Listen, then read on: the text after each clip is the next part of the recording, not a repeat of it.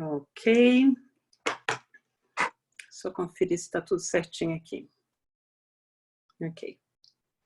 Então, hoje é dia 20 de abril, para nossa surpresa, todos continuamos ainda em confinamento e lutando para... Agora está aberto o seu som, Cida, tá?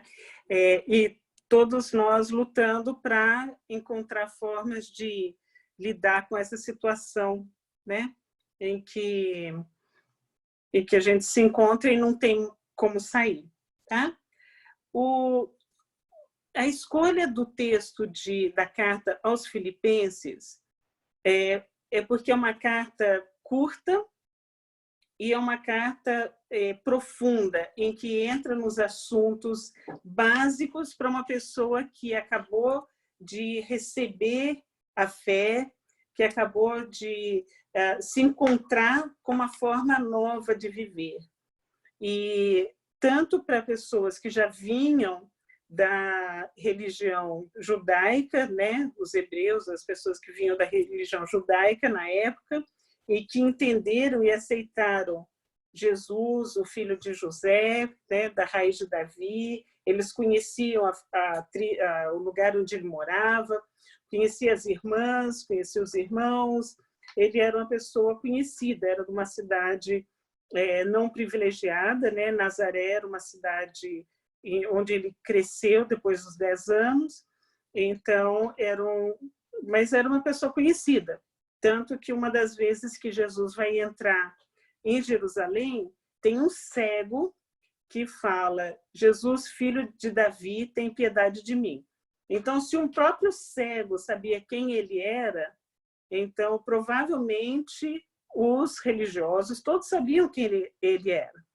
Agora, entre saber quem ele era e reconhecer, aí a história é outra, e é onde nós nos encontramos hoje, que nós podemos reconhecer Jesus como o filho de Davi, né, como da linhagem real, filho de Deus, que veio em carne e osso e que morreu e ressuscitou, tá? Então, essa carta foi escrita para as pessoas que começaram a ter contato com isso, e o principal, vamos dizer assim, ponto em que as pessoas acreditavam é quando haviam sinais de cura de lepra, cura de pessoas mancas, pessoas cegas. Então, essas curas eram um sinal de que o que os discípulos estavam falando, né? Discípulo quer dizer as pessoas que andavam com Jesus. Então, o que eles estavam falando era verdade porque eles mostravam com sinais. E hoje o capítulo 5 vai entrar justamente nesse ponto, tá? Então, vamos lá. Então, é o capítulo 5 de Efésios, no versículo 1.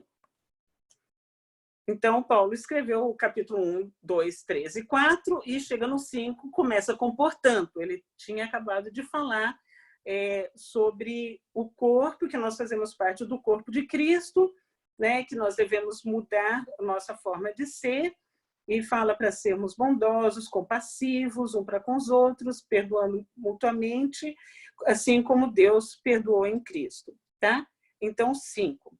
Portanto, sejam imitadores de Deus como filhos amados, e vivam em amor, como também Cristo nos amou e se entregou por nós como oferta e sacrifício de aroma agradável a Deus. Tinham vários tipos de sacrifício, tá? Tinha o sacrifício pelos pecados, na lei, eu estou falando, né? Na lei judaica. Então, tinham vários tipos de sacrifício. E tinha o sacrifício de aroma, né? Em que tinham várias coisas que misturavam e era um sacrifício que subia com um aroma agradável. Então, aqui, está falando que ele se entregou por nós como oferta e sacrifício de aroma agradável a Deus. Entre vocês não deve haver nem sequer menção de imoralidade sexual, como também de nenhuma espécie de impureza e de cobiça, pois essas coisas não são próprias para os santos. Santo quer dizer pessoas separadas, tá? Versículo 4. Não haja obscenidade, nem conversas tolas, nem gracejos imorais, que são inconvenientes, mas, ao invés disso, ações de graças, porque vocês podem estar certos disso. Nenhum imoral, ou impuro, ou ganancioso que é idólatra tem herança no reino de Cristo e de Deus. Ninguém os engane com palavras tolas, pois é por causa dessas coisas que a ira de Deus vem sobre os que vivem na desobediência. Portanto, não participem com eles dessas coisas. Isso tem bastante referência ao costume cultural, né? Então, o costume de se encontrar e falar piadas e fazer gracejos. Então, eu estava falando que essas coisas, com o contexto de imoralidade, de obscenidade, que não convém a nós entrarmos nisso, ok? Versículo 8. Porque outrora vocês eram trevas, mas agora são luz no Senhor. Vivam como filhos da luz, pois o fruto da luz consiste em bondade, justiça e verdade. E aprendam a discernir o que é agradável ao Senhor.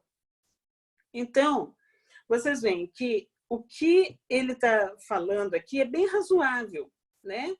É você tirar malícia do seu peito, tirar todo tipo de... que a gente tenta muito compensar as nossas frustrações falando mal dos outros, né? Então, assim, falando mal de pessoas que a gente nem conhece, né? Então, para tirar isso tudo de dentro de nós e colocar o quê? Bondade, justiça e verdade, tá? E aprendam a discernir o que é agradável ao Senhor, tá? Que é um coração puro, sincero, né? Compassivo, tendo compaixão, ok? Versículo 11. Não participem das obras infrutíferas das trevas, antes exponham-nas à luz, porque aquilo que eles fazem oculto, até mencionar é vergonhoso, mas tudo que é exposto pela luz torna-se visível, pois a luz torna visíveis todas as coisas. Por isso é que foi dito: desperta, ó tu que dormes, levanta-te dentre os mortos, e Cristo resplandecerá sobre ti. Tá? Do que exatamente ele está falando dessas obras infrutíferas e de coisas que estão sendo feitas em oculto, tá? Então, vamos para Atos 8, que é o acontecimento relativo ao que está sendo falado aqui em Efésios. Vai ser no versículo 9 em diante, tá? No versículo, para colocar dentro do contexto, né?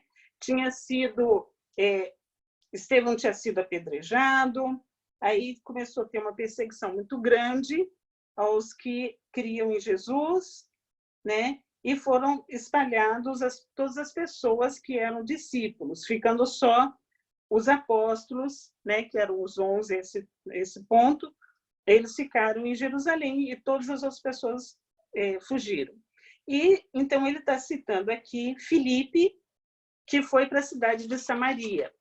E a cidade de Samaria é uma cidade bem interessante, porque é a cidade para onde parte das tribos da época, lá antes, né, na época do rei Salomão, filho do rei Davi, quando dividiu o reino, foi uma parte das tribos foram para Samaria criar um templo para eles, porque o templo de Jerusalém estava tendo conflito, porque eles tinham uma forma diferente. Eles queriam sincretizar, queriam misturar coisas dos povos que eles tinham trazido, e Deus falou que isso era abominável, eles deviam manter todo o sistema de sacrifício, todo o sistema conforme Deus já havia falado. Eles tentaram mudar isso. Bom, então vai lá Filipe, nessa diáspora, nessa expulsão que eles tiveram, ele vai para Samaria, tá? E o que acontece? Vamos ver lá no versículo 9. Um homem chamado Simão vinha praticando feitiçaria durante algum tempo naquela cidade, impressionando todo o povo de Samaria. Ele se dizia muito importante, todo o povo, do mais simples ao mais rico, dava-lhe atenção e exclamava: este homem é o poder divino, conhecido como grande poder. Eles o seguiam, pois ele os havia iludido com sua mágica durante muito tempo. No entanto, quando Filipe lhes pregou as boas novas do reino de Deus e do nome de Jesus Cristo, eles creram nele e foram batizados, tanto homens como mulheres. O próprio Simão também creu e foi batizado e seguia Filipe por toda parte, observando maravilhado os grandes sinais e milagres que eram realizados. Os apóstolos em Jerusalém, ouvindo que Samaria havia aceitado a palavra de Deus, enviaram para lá Pedro e João. Estes, ao chegarem, oraram para que eles recebessem o Espírito Santo, pois o Espírito ainda não havia descido sobre nenhum deles. Tinham apenas sido batizados em nome do Senhor Jesus, que era o batismo de arrependimento, né? Então Pedro e João lhes impuseram as mãos e eles receberam o Espírito Santo. Vendo Simão que o Espírito era dado com a imposição das mãos dos apóstolos, ofereceu-lhes dinheiro e disse: deem-me também esse poder para que a pessoa sobre quem eu puser as mãos receba o Espírito Santo. Pedro respondeu: pereça com você o seu dinheiro. Você pensa que pode comprar o dom de Deus com dinheiro? Você não tem parte nem direito algum neste ministério, porque o seu coração não é reto diante de Deus. Arrependa-se dessa maldade e ore ao Senhor. Talvez ele lhe perdoe tal pensamento no seu coração, pois vejo que você está cheio de amargura e preso pelo pecado. Simão, porém, respondeu: orem vocês ao Senhor por mim, para que não me aconteça nada do que vocês disseram. Tendo testemunhado e proclamado a palavra do Senhor, Pedro e João voltaram a Jerusalém, pregando o evangelho em muitos povoados samaritanos. Não se fala de novo desse Simão, mas ele continua com essa, vamos dizer assim, intenção. Como ele fazia os sinais e ganhava muito dinheiro com isso, ele viu que os sinais do Espírito Santo eram inquestionáveis e ele queria também possuir esse poder, ofereceu dinheiro, ou seja, ele estava totalmente equivocado com o que era que Deus estava fazendo ali no meio, tá? Então, só para a gente entender exatamente o que é essa confusão que é feita no mundo religioso, no mundo espiritual, em que as pessoas ouvem a palavra, entendem que o Filho de Deus é Jesus, mas começam a se equivocar em relação ao que é o chamado, o que é estar vivendo em Cristo, tá? E 1 João, lá na carta, né, 1 João 4, nos ajuda a entender como que nós vamos identificar isso, tá? Porque nós temos um amor sincero e o Espírito Santo vai realmente incomodar quando tem alguma coisa errada, né? Eu lembro de uma moça que nós ajudamos um tempo e ela tinha, desculpa o português, ela havia sido envolvida em vários tipos de religião, Rosa Cruz, Seixonoye, eu não lembro mais o que, mas várias religiões. Era uma pessoa com a mente muito confusa e, em certo momento, ela aceitou a Jesus e ela falou: olha, o tempo todo que eu buscava essas coisas, eu sabia que eu não estava buscando a Deus, mas eu não sabia como encontrar a Deus, como encontrar a verdade. Mas eu sabia que eu estava indo na direção oposta, né? E depois de muito tempo trabalhando, ajudando ela a entender a palavra de Deus e tudo mais, então ela falou o quanto ela tinha sido enganada muitas vezes, porque ela queria encontrar, e ela via que tinha alguma coisa que não soava bem e não trazia tranquilidade para ela. Você entendeu?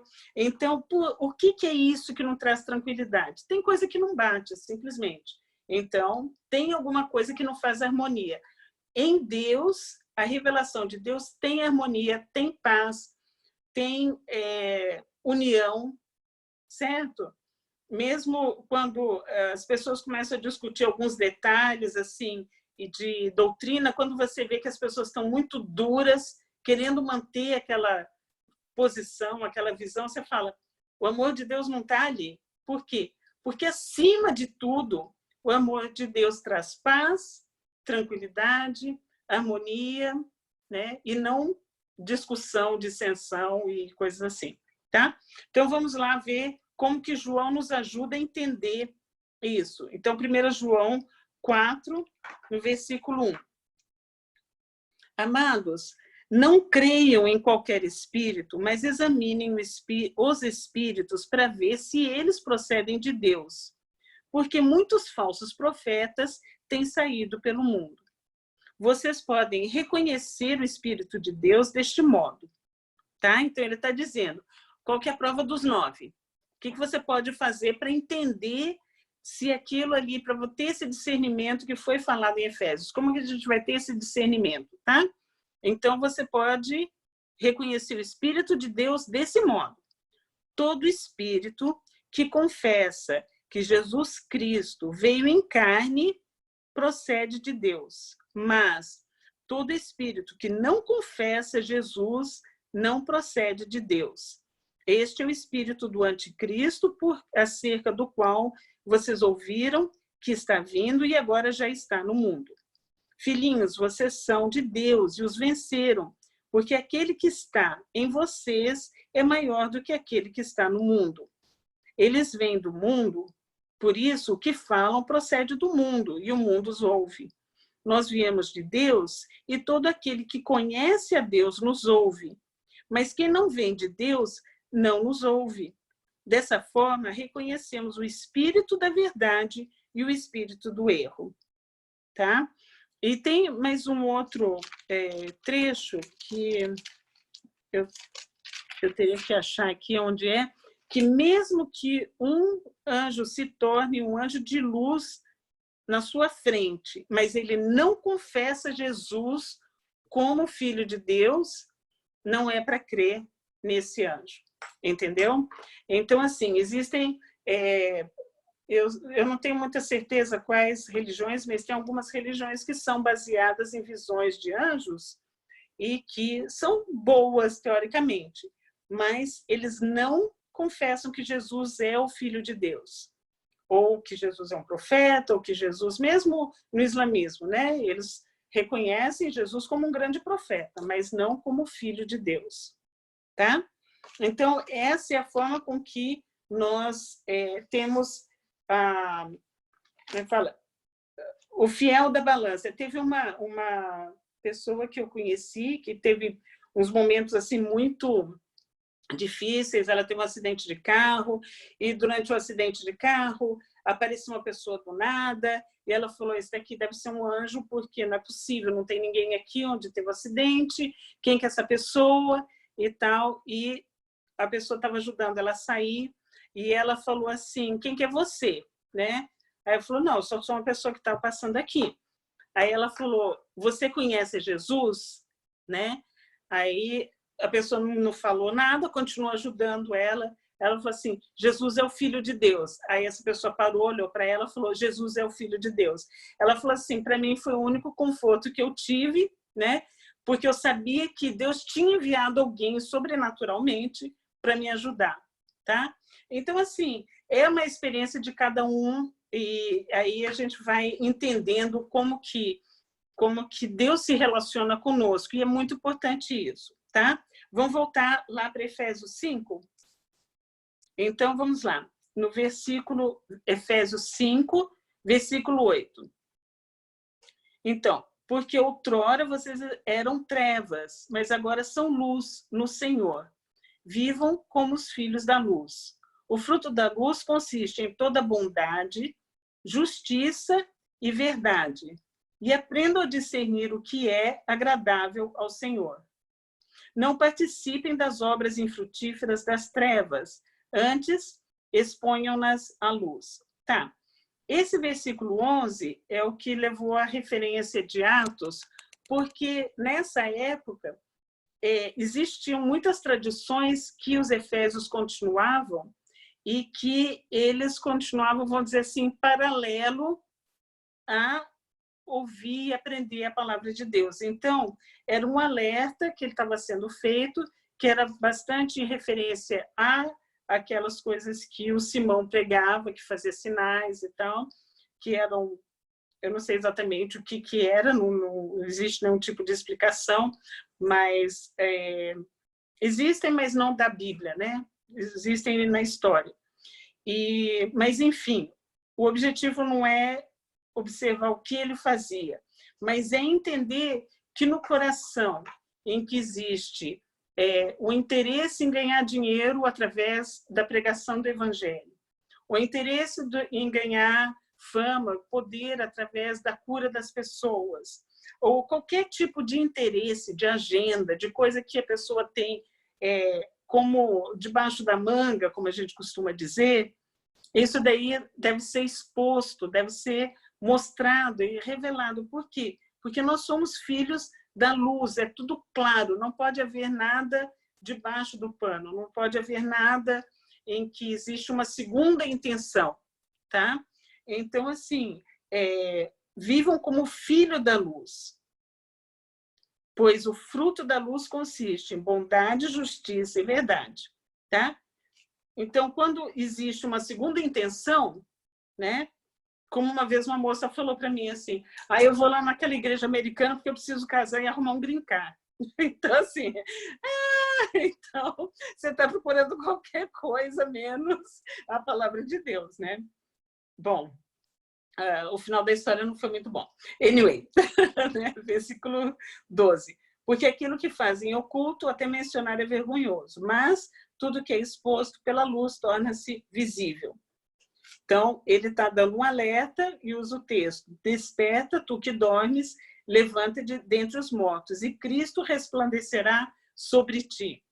Eu acho que até na nossa luta do dia a dia, nós devemos clamar para que Jesus resplandeça em nós, para que seja revelado em nós o que é verdade, para que seja revelado para nós o que existe de confusão. E, com certeza, existem coisas que nos incomodam e a gente deve ir atrás e procurar saber exatamente por que aquilo está incomodando, tá? É porque tem alguma coisa que não está fazendo sentido, ok? Então, continuando, versículo 15. Tenham cuidado com a maneira como vocês vivem, que não seja como insensatos, mas como sábios, aproveitando ao máximo cada oportunidade, porque os dias são maus. Portanto, não sejam insensatos, mas procurem compreender qual é a vontade do Senhor. Não se embriaguem com vinho, que leva à libertinagem, mas deixem-se encher pelo Espírito, falando entre si com salmos, hinos e cânticos espirituais, cantando e louvando de coração ao Senhor, dando graças constantemente a Deus por todas as coisas em nome do nosso Senhor Jesus Cristo. Sujeitem-se uns aos outros por temor a Cristo. Tá? Tá falando no ponto de sujeição, então agora o versículo 22 vai explicar. Mulheres, sujeitem-se cada uma a seu marido como o Senhor, pois o marido é o cabeça da mulher, como também Cristo é o cabeça da igreja, que é o seu corpo, do qual ele é o Salvador. Tá? Lembra que a gente estava falando da cabeça, do corpo? Então, colocar o marido numa posição de honra como a cabeça da mulher, o que isso quer dizer? Um animal com duas cabeças, ele vai tentar ir para dois lados ao mesmo tempo, certo? Não dá. Tem que ir pela coordenação de uma das pessoas, ok? Ok, meu marido fala, né? Essa sou eu antigamente, né? Meu marido falava e eu fazia o que eu queria. Meu marido falava e eu fazia o que eu queria. Até eu entender que aquilo simplesmente não funcionava. Se ele falava uma coisa e eu não concordava, eu devia sentar com ele e falar. Se ele falasse, vamos dizer, impondo aquilo, sem querer conversar sobre o assunto, eu falava, ok, Deus me manda respeitar você como a cabeça. Você é o sacerdote dessa casa, então você é responsável pela sua decisão. como você é responsável, o problema já não é meu, é entre você e Deus. Aí ele sempre voltava atrás. Falou, agora tem entre você e Deus, eu não vou discutir, né? Vai ser feito como você está falando, né?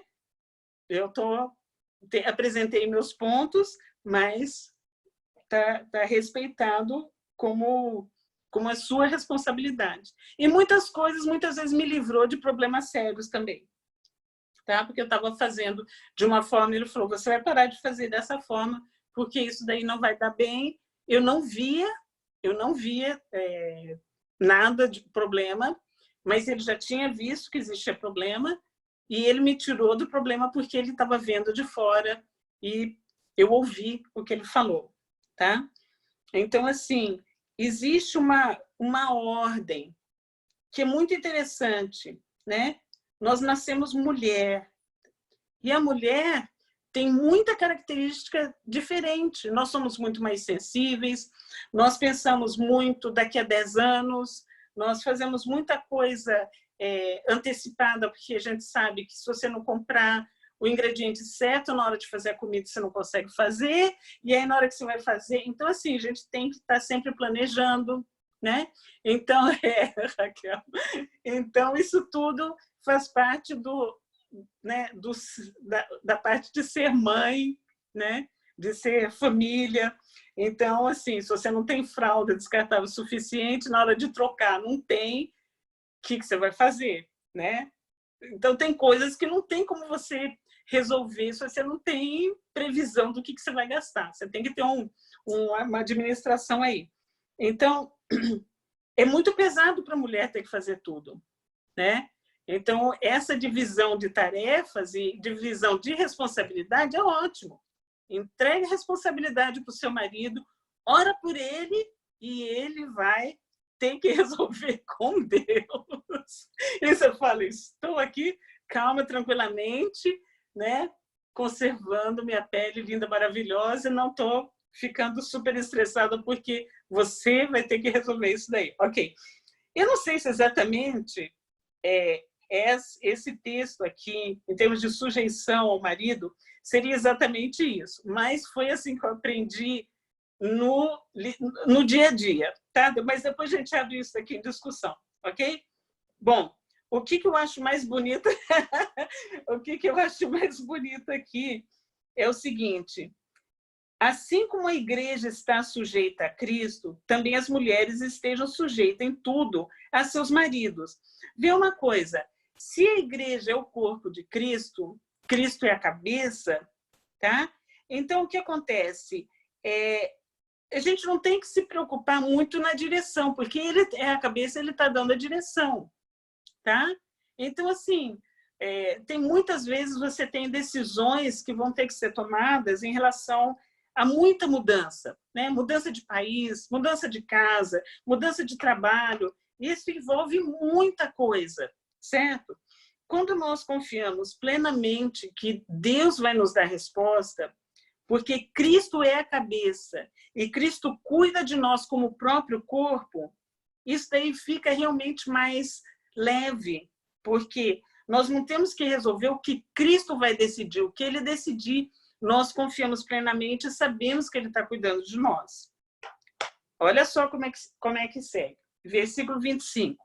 Maridos, ame cada um a sua mulher, assim como Cristo amou a igreja, entregou-se por ela para santificá-la, tendo-a purificada pelo lavar da água mediante a palavra e para apresentá-la a si mesmo como igreja gloriosa, sem mancha nem ruga, ou coisa semelhante, mas santa e inculpável. Da mesma forma, os maridos devem amar cada um a sua mulher como seu próprio corpo. Quem ama sua mulher, ama a si mesmo. Além do mais, ninguém jamais odiou o seu próprio corpo. Antes o alimenta e dele cuida, como também Cristo faz com a igreja, pois somos membros do seu corpo. Tá? Aí vamos dar uma paradinha aqui. Quando ele fala que para entregou-se Cristo, no versículo 25, Cristo entregou-se por ela, para santificá-la, tendo-a purificada pelo lavar da água, mediante a palavra. Pensa o seguinte, Cida está com o microfone ligado aí de novo. Está fazendo barulhinho aqui. Obrigada. O que acontece? Eles estavam no lugar onde a água não era abundante. Eles não tomavam banho todo dia, certo? E os banhos que eram feitos eram banhos de purificação, tá? Então, o banho de purificação, a mulher entende, sabe muito bem que depois do período tem que fazer purificação.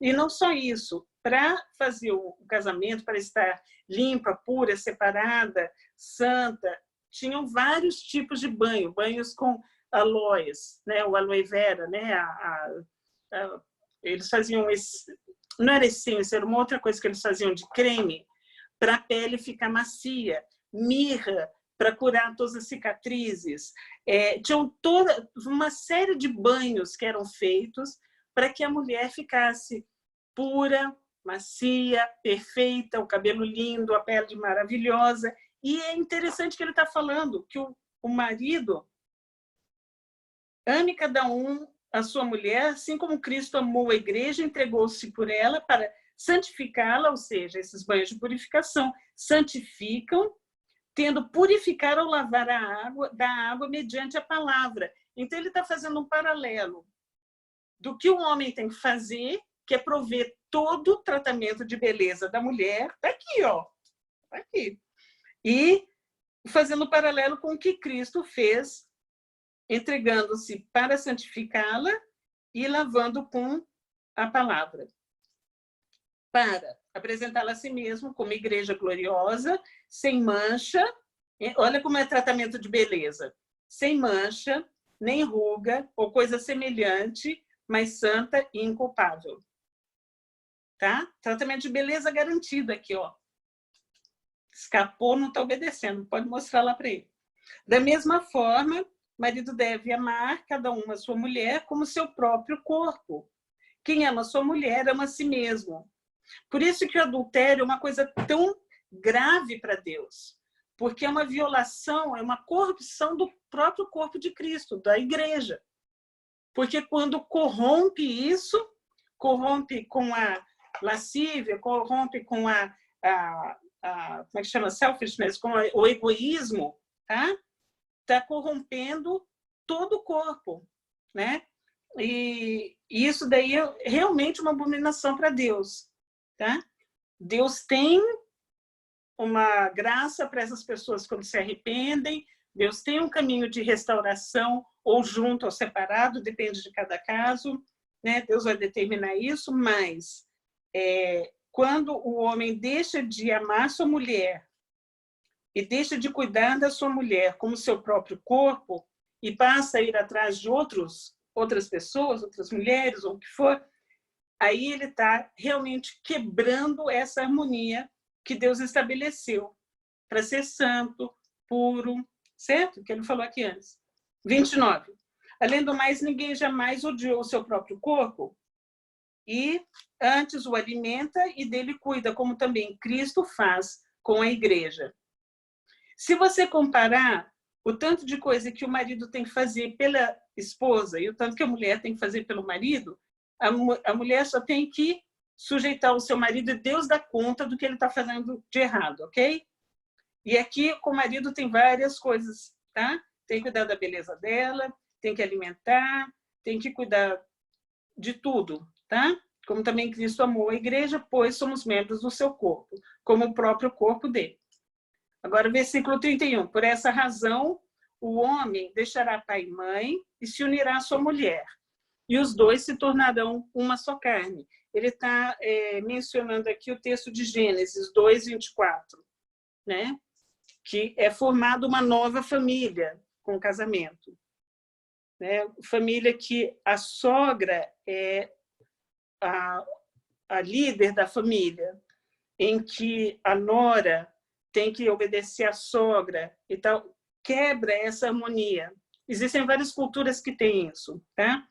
E quebra essa harmonia, tá? O homem deixa de ser a cabeça, porque era mãe, então a mãe tem um poder emocional, psicológico sobre o filho, Aí, quando vem a nora fica submetida à sogra ao invés do marido, então quebra essa harmonia que Deus está falando.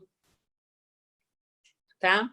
Bom, terminando aqui, este é um mistério profundo, refiro-me, porém, a Cristo e à Igreja, que nós nos tornaríamos em uma só carne. Então, a Igreja, os escolhidos de Deus, as pessoas que aceitaram Jesus como Salvador, que seguem a palavra de Deus, que buscam estar em comunhão com Deus, tá? Vão ser uma só carne. Nós nos tornaríamos uma só carne com Cristo. Ok? Portanto, cada um de vocês também ame sua mulher como a si mesmo, e a mulher trate o marido com todo o respeito.